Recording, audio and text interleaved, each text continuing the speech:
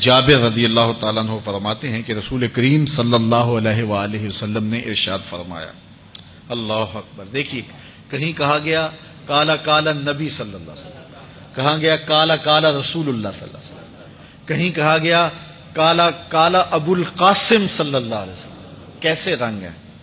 حضرت عائشہ بھی روایت کرتی ہیں حضور کی حدیث، تو کبھی نہیں کہتی کہ کالا کالا زوجی، میرے شوہر نے کہا، وہ بھی کہتے ہیں کالا کالا رسول اللہ، میرے رسول نے کہا۔ حضرت عباس روایت کرتے ہیں تو کبھی نہیں کہتے کہ میرے بھتیجے نے کہا، وہ بھی کہتے ہیں کالا کالا رسول اللہ صلی اللہ علیہ وسلم۔ اللہ اکبر۔ حضرت علی روایت کرتے ہیں، حضرت علی حضور کے بھائی لگتے ہیں نا، تو کبھی نہیں کہتے کالا کالا اخی، میرے بھائی نے کہا، وہ بھی کہتے ہیں کالا کالا رسول اللہ صلی اللہ علیہ وسلم۔ اللہ اکبر۔ یار رسول کا رشتہ کتنا بڑا رشتہ ہے۔ تو کوئی نہیں کہتا میرے شوہر نے کہا ہے، کوئی نہیں کہتا میرے بھتیجے نے کہا ہے، کوئی نہیں کہتا کہ میرے بھائی نے کہا ہے، سارے کہتے ہیں میرے رسول نے کہا ہے۔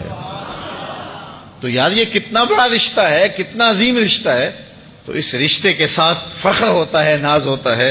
اللہ اکبر۔ تو یہ کیا کہتے ہیں؟ کالا ابو القاسم، اب یہ کہتے ہیں کالا کالا رسول اللہ صلی اللہ علیہ وسلم۔ رسول کریم صلی اللہ علیہ وسلم نے ارشاد فرمایا، اُرِدَتْ عَلَيَّ النَّارُ، میرے اوپر جہنم کو پیش کیا گیا، میں نے جہنم کا ملاحظہ کیا، تو میں نے وہاں ایک عورت کو دیکھا، اس کی ایک بلی تھی، اس بلی کی وجہ سے اس کو میں نے عذاب میں مبتلا دیکھا۔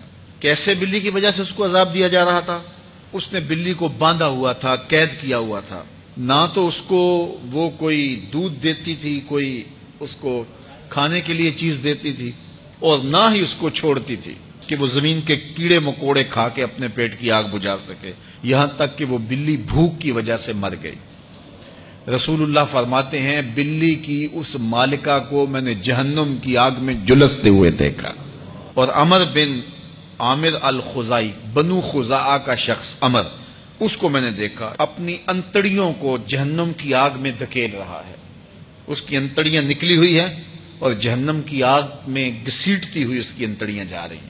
یہ پہلا شخص تھا جس نے سائبہ بنائے تھے، جانوروں کے کان چیر دیے اور بتوں کے نام پہ چھوڑ دیے، یعنی سب سے پہلے بت پرستی کا آغاز عرب میں کرنے والا بنو خزاعہ کا عمر بن عامر یہ تھا۔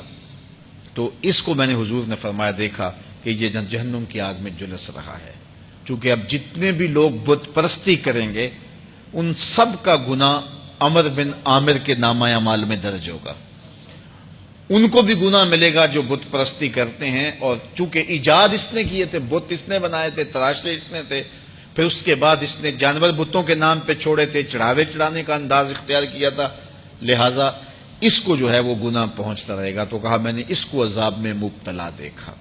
تو اگر خیر کی بنیاد رکھو گے نیکیاں ملتی رہیں گی، کھاتے کبھی بھی کلوز نہیں ہوں گے، اور اگر برائی کی بنیاد رکھو گے قیامت تک اس برائی پر جو عمل کرتے رہیں گے اس کا گناہ بھی کھاتے میں پڑتا رہے گا۔ اللہ اکبر۔ تو ہمیں اچھائی کی طرح ڈالنی چاہیے، نیکی کی طرح ڈالنی چاہیے۔ آقا کریم علیہ الصلوۃ والسلام نے ایک موقع پر فنڈ مانگا تو ایک شخص نے اٹھ کر کے پیش کیا، تو جب اس نے پیش کیا تو اس کے دیکھا دیکھی دوسرے بھی کھڑے ہو گئے، دوسرے بھی پیش کرنے لگے۔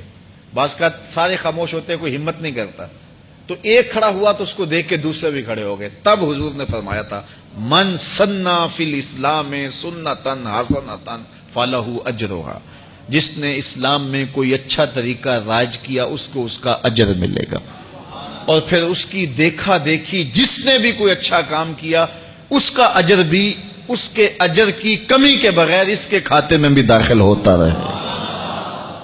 اس لیے نیک، اور میں کئی لوگوں کو جانتا ہوں کہ جو جمعۃ المبارک کے اجتماع میں، پیر کے اجتماع میں لوگوں کو لے کے آتے رہے، کسی وجہ سے وہ خود نہیں آتے لیکن جن کو لے کے آتے رہے وہ اب بھی آ رہے ہیں، تو وہ اگرچہ نہیں آ رہے اور کچھ فوت بھی ہو گئے ہیں، تو جو جن کو لے کر آئے ان کے کھاتے کا ثواب ان کے نامہ اعمال کے کھاتے میں بھی درج ہوتا رہے گا۔ تو اس لیے اچھائی کی طرح ڈالو، نیکی کی طرح ڈالو، اچھائی کی طرف جاؤ۔